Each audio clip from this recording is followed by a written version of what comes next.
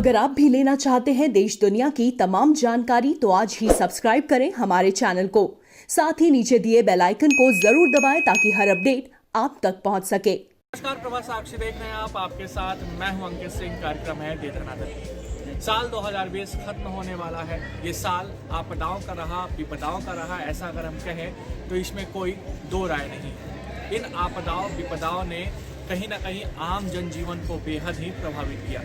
इस आम जनजीवन पर पड़े प्रभाव को कम करने के लिए सरकार की ओर से कई तरीके के योजनाएं शुरू की गई। तो आज हम आपको इस कार्यक्रम में बताएंगे कि आखिर वो कौन कौन सी योजनाएं हैं जो साल 2020 में सरकार की ओर से शुरू की गई हैं। प्रधानमंत्री गरीब कल्याण योजना कोरोना वायरस प्रकोप से निपटने के लिए अकस्मात घोषित राष्ट्रीय लॉकडाउन और उससे प्रभावित हुए गरीब लोगों की मदद हेतु प्रधानमंत्री नरेंद्र मोदी ने जिस प्रधानमंत्री गरीब कल्याण योजना की शुरुआत महज 3 महीने के लिए की, उसे बाद में 5 महीने के लिए बढ़ाया गया। अप्रैल, मई और जून में जो राशन व नगद धनराशि गरीबों को दी गई, पर्व त्योहारों को देखते हुए नवंबर माह तक बढ़ा दिया गया था। इसके तहत गरीबों को 5 किलोग्राम अनाज और 1 किलोग्राम चना बिल्कुल मुफ्त मिलता रहा। प्रधानमंत्री गरीब कल्याण रोजगार अभियान।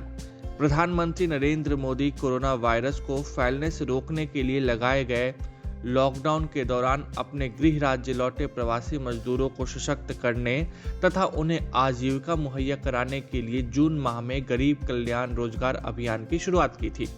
यह अभियान 125 दिनों के मिशन मोड में चलाया गया, जिसके अंतर्गत प्रवासी श्रमिकों को रोजगार देने के लिए 25 विभिन्न प्रकार के कार्यों को तेज गति से कराए गए। इसमें गरीबों के लिए ग्रामीण आवास, वृक्षारोपण, जल जीवन मिशन के माध्यम से पीने के पानी के प्रावधान और पंचायत भवन, सामुदायिक शौचालय, ग्रामीण मंडियों, ग्रामीण सड़कों, पशु शेड और आंगनबाड़ी भवन के निर्माण कार्य शामिल थे। घर तक फाइबर योजना। घर तक फाइबर योजना भारत सरकार के महत्वाकांक्षी योजनाओं में से एक है। इस योजना की शुरुआत 21 सितंबर 2020 को हुई थी। इस दौरान प्रधानमंत्री ने कहा था कि बिहार के सभी 45,945 गांवों को उच्च गति वाले ऑप्टिकल फाइबर के माध्यम से जोड़ा जाएगा। यह योजना केंद्रीय इलेक्ट्रॉनिक्स और सूचना प्रौद्योगिकी मंत्रालय के द्वारा क्रियान्वित की जा रही है। इस योजना के तहत एक गाँव या ग्राम पंचायत को भारत नेट से जोड़ा जाएगा। ई संजीवनी मेडिसिन प्लेटफॉर्म। केंद्रीय स्वास्थ्य मंत्रालय के टेलीमेडिसिन सेवा मंच ई संजीवनी 2 प्रकार की टेलीमेडिसिन सेवाएं देता है। पहला है ई संजीवनी के जरिए डॉक्टर से डॉक्टर के बीच और दूसरा है ई संजीवनी के माध्यम से रोगी और डॉक्टर के बीच। स्वास्थ्य मंत्रालय के अनुसार इस मंच ने संकट के ऐसे समय में आवश्यक स्वास्थ्य देखभाल उपलब्ध कराई जब कोविड-19 महामारी के चलते पारंपरिक दवा माध्यम को जोखिम भरा माना जा रहा था। इस सेवा का उद्देश्य दिसंबर 2022 तक सभी 1.5 लाख स्वास्थ्य एवं वेलनेस केंद्रों में टेली परामर्श क्रियान्वित करने का है। नई शिक्षा नीति। नई शिक्षा नीति पर मुहर लगने के साथ ही करीब 34 साल बाद हिंदुस्तान में बदल गया शिक्षा नीति का पैटर्न।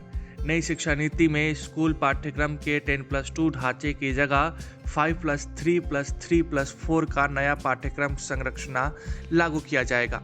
इसके साथ ही शिक्षा नीति में किए गए बदलावों में मातृभाषा और स्थानीय भाषा को महत्व दिया गया है। सरकार ने सभी भारतीय भाषाओं के संरक्षण, विकास और उन्हें मजबूत बनाने के लिए अब स्कूली शिक्षा से लेकर उच्च शिक्षा तक भारतीय भाषाओं को शामिल करने की सिफारिश की है।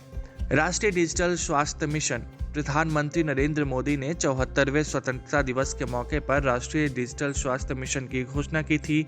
इस मिशन के तहत लोगों के स्वास्थ्य से जुड़ी जानकारियों की सुरक्षा सुनिश्चित करने के लिए एक मसौदा तैयार किया गया है। इसमें रजिस्टर हर व्यक्ति को एक मुफ्त हेल्थ आईडी मिलेगा, जिससे वह अपनी खुद गोपनीय जानकारी पर नियंत्रण रख सकता है। इसके साथ ही इसमें डॉक्टर और हेल्थ फैसिलिटी भी रजिस्टर की जाएगी। हेल्थ फैसिलिटी रजिस्ट्री के तहत सभी हॉस्पिटल, क्लिनिकल लैब आपस में जुड़ सकेंगे और उन्हें यूनिक आईडी भी मिल पाएगा। प्रधानमंत्री स्वनिधि योजना। कोरोना के मार के बाद सरकार ने इस साल पीएम स्वनिधि योजना शुरू करने का ऐलान किया। इस योजना का लाभ रेहड़ी पटरी वालों और छोटी मोटी दुकान लगाकर आजीविका चलाने वालों को मिलेगा।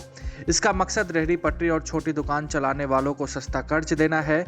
सरकार ने इसे पीएम स्वनिधि या PM street vendors Atmanirbhar Nidhi का नाम दिया है। इस योजना के तहत 50 लाख स्ट्रीट वेंडर्स कर्ज ले सकेंगे। लिए गए कर्ज पर ब्याज की दर भी कम होगी। इस योजना के लिए सरकार ने 5,000 करोड़ रुपए की राशि मंजूर की है। एक देश एक राशन कार्ड। एक देश एक राशन कार्ड का मतलब एक ही राशन कार्ड का इस्तेमाल देश के किसी भी हिस्से में किया जा सकता है। इस योजना को लागू करने का मूल उद्देश्य यह है कि देश का कोई भी गरीब व्यक्ति सब्सिडी आधारित खाद्य पदार्थों से वंचित न रहे। यह योजना देश के 77% राशन की दुकानों पर लागू की जा सकती है। योजना वहीं लागू होगी जहां पहले से पीओएस मशीन उपलब्ध है। इस योजना को राष्ट्रीय खाद्य सुरक्षा अधिनियम 2013 के तहत लागू किया जा रहा है। इस योजना के तहत पीडीएस की 83% आबादी वाले 23 राज्यों के 67 करोड़ लाभार्थियों को अगस्त 2020 तक राष्ट्रीय पोर्टेबिलिटी द्वारा कवर किया गया है। हालांकि मार्च 2021 तक 100% राष्ट्रीय पोर्टेबिलिटी प्राप्त की जाएगी। प्रधानमंत्री मुद्रा योजना का विस्तार। सरकार ने अपनी प्रमुख योजना प्रधानमंत्री मुद्रा योजना के तहत शिशु कर्ज श्रेणी के कर्जदाताओं को 2% ब्याज सहायता देने को मंजूरी दी। शिशु श्रेणी के अंतर्गत लाभार्थियों को 50,000 रुपये तक का कर्ज बिना किसी गारंटी के दिया जाता है। पात्र कर्जदाताओं को 31 मार्च 2020 तक के बकाया ऋण पर ब्याज सहायता 12 महीने के लिए मिलेगी। देश में ऐसे लाभार्थियों की संख्या करीब 9.37 करोड़ है। इसके तहत 10 लाख रुपए तक का कर्ज लघु एवं सूक्ष्म उद्योगों को दिया जाता है। मुद्रा कर्ज के नाम से चर्चित यह ऋण वाणिज्यिक बैंक, क्षेत्रीय ग्रामीण बैंक, छोटी राशि के कर्ज देने वाले संस्थान और गैर बैंकिंग वित्तीय कंपनियां देती हैं। मत्स्य संपदा योजना। 10 सितंबर को प्रधानमंत्री नरेंद्र मोदी ने डिजिटल माध्यम से प्रधानमंत्री मत्स्य संपदा योजना का शुभारंभ किया। इस योजना के साथ साथ प्रधानमंत्री ने ई गोपाला ऐप भी लॉन्च किया, जो किसानों के प्रत्यक्ष उपयोग के लिए एक समग्र नस्ल सुधार, बाजार और सूचना पोर्टल है। इस अवसर पर प्रधानमंत्री ने बिहार में मछली पालन और पशुपालन क्षेत्रों में भी कई पहलों की शुरुआत की। मत्स्य संपदा योजना को देश भर में मत्स्य पालन को बढ़ाने के लिए शुरू किया गया है।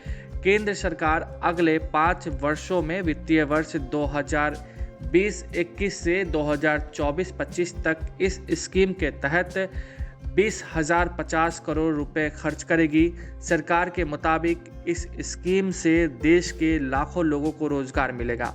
पीएमएमएसवाई योजना के तहत देश में 2024-25 में मछली के उत्पादन को लगभग 70 लाख टन बढ़ाने का लक्ष्य रखा गया है।